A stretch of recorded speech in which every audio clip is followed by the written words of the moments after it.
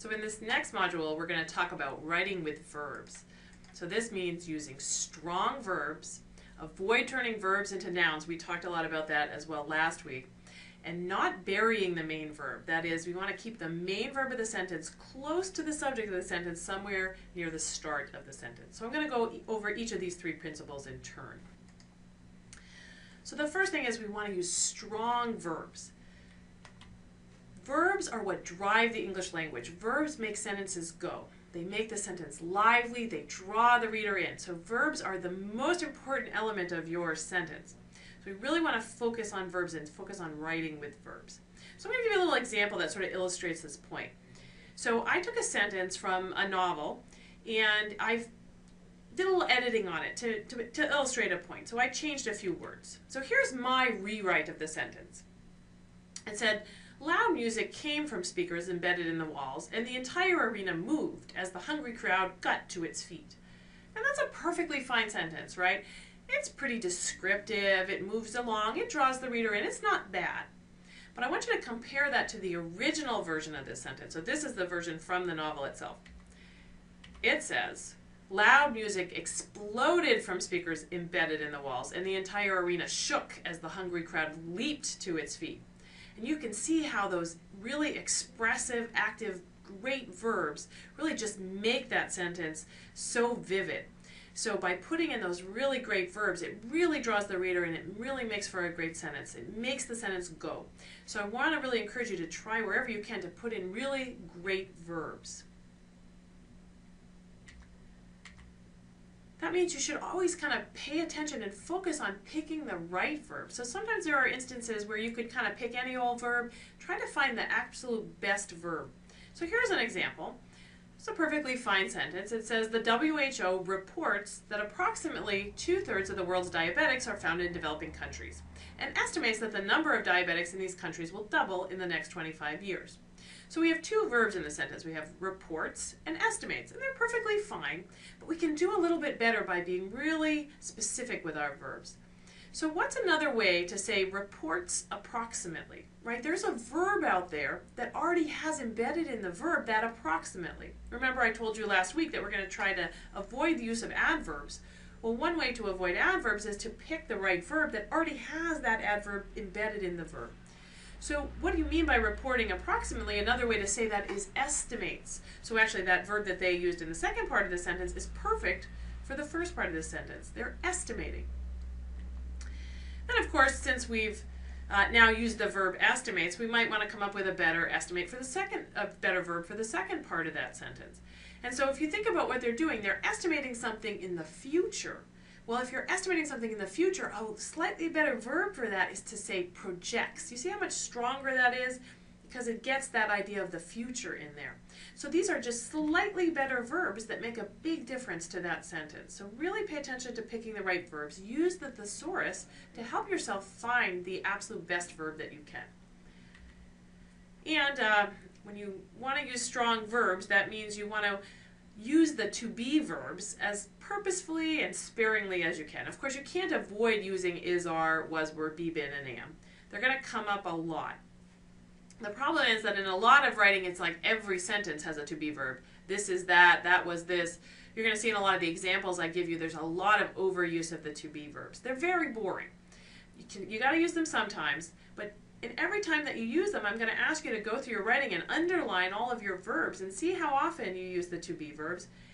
Try to reduce the number of to be verbs that you're using. Sometimes you'll have to use them, but use it purposefully and sparingly and try to find alternate, better, stronger verbs to substitute for those to be verbs. Again, the to be verbs are is, are, was, were, be, been, and am.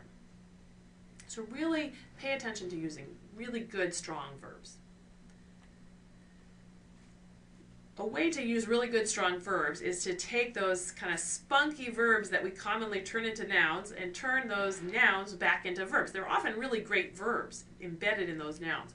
But for some reason, as we talked about last week, in the academic writing, in the scientific literature, we've gotten in the habit, this terrible habit, of taking verbs and turning them into nouns. So we're totally writing with nouns. So I want you to try to turn those nouns back into verbs and catch yourself doing this. There's lots and lots of instances where we use nouns where we ought to use verbs. And this is just very, very common. You're going to see this in a lot of the examples that I go over. So here's an example sentence. It says, during DNA damage, recognition of protein 1 by protein 2 results in recruitment of protein 3 and repression of cell proliferation genes. So notice that we have a lot of nouns in this sentence, right? We've got recognition, recruitment, and repression. Those are all nouns that could have been verbs. Recognize, recruit, and repress. And we saw this also with a lot of the examples last week as well. So we want to go ahead and turn some of those nouns back into verbs. And when you do that, it's actually going to force you to get rid of some ambiguities that often crop up when you write with a lot of nouns. So if you notice in that first sentence, it's actually kind of ambiguous. It's a little bit hard to picture out exactly what's going on in terms of the biology. So, it says recognition of this protein by the other protein. So what do you mean exactly by that? What does recognition of two proteins mean? And then it says results in recruitment. Does that mean it's an indirect recruitment? Is there another step in there, right? There's all of this ambiguity of exactly what's happening. And in fact, when I sat down to edit this sentence, this was for a student, I was editing her work, I actually had to go back to her and ask her, well, what protein is acting on what protein exactly? What are the sequence of events here? I need you to draw me a picture, because I couldn't tell from that first sentence. I couldn't edit it accurately because I didn't have all the information. That first sentence is really ambiguous. So I edited this with her approval and help into during DNA damage, protein 1 recruits protein 2 and protein 3, which together repress cell proliferation genes. So you can see now we're writing with verbs. That sentence is a lot more active. It's easier to get a picture, a concrete picture in your head of what's going on. I could now draw a picture of this. That sentence just moves along so much more nicely, and I know specifically exactly what's happening in that sequence of events. So it forces you to actually be very specific and really nail down what's going on. It forces you to say exactly who does what to whom in terms of the proteins. So watch out for this in your own writing. Try to get rid of some of these nouns and turn everything back into verbs. And there's just lots of examples of this. So here's a whole bunch of instances that we often see in this type of writing. You'll see things like obtain estimates of, has seen an expansion in, provides a methodologic emphasis, take an assessment of. Right? Interestingly, all of those are examples where we had a nice spunky verb, estimates, expands, emphasizes, assesses, and for some reason, don't ask me why this happens, but for some reason we started to take these nice spunky verbs and turn them into these really boring, clunky nouns. Estimate, expansion, an emphasis, an assessment. And then not only do we do that, but we then pair this kind of boring noun with a really boring verb. Obtain, has seen, provides, take. So you want to turn all of those back into the just nice, direct, spunky verb. So you would say, estimate, has expanded, emphasizes methodology, and assess. We don't need all of those extra words. We can drop all of those extra words and get right to the verb. Here's some more examples of this that crop up all the time in the scientific literature. So people will say it provides a review of, it offers confirmation of, it make a decision, shows a peak, provide a description of. Right, again, these are all nice spunky verbs that have been turned into nouns. Review, confirmation, decision, peak, and description. And then paired with a really boring verb, provide, offer, make, show, provide. So let's turn those all back into those nice spunky verbs. So that would be review, confirm, decide, peaks, and describe. See how much better that is? So the final point to keep in mind in terms of writing with verbs is that you don't want to bury the main verb. So what I mean by that is you want to make sure that the main verb of the sentence, which we call the predicate, is up close to the subject near the start of the sentence. And the reason is that the readers are waiting for the verb. So once you give the reader the subject, the reader is actually sitting there waiting for the verb. And the reader is going to get lost if there's a lot of material between the subject and the verb. They're simply waiting for the verb, and until they get there, they're going to be lost. So if you put too much stuff there, you're going to lose your reader. So I'll give you an example of this. I call this the case of the buried predicate.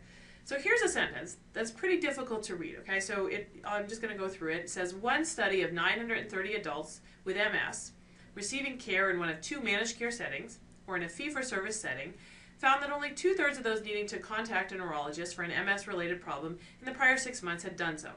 So notice how hard that sentence is to get through when I'm reading it. What's the subject of that sentence? Well, that's the one study.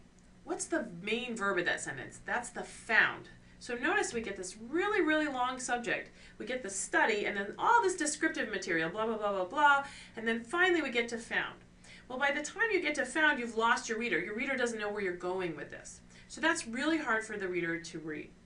And actually, this sentence has a really, really simple fix. All you need to do is move that verb up. So that one little change, you're going to just move that word found up and then put all of that descriptive material within commas will actually make this sentence a lot easier to read.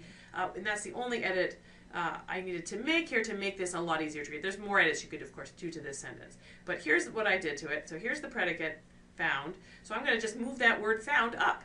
So we could just say, one study found that of 930 adults with MS who were receiving care in one of 2 managed care settings or in a fee-for-service setting, only 2/3 of those needing to contact a neurologist had done so.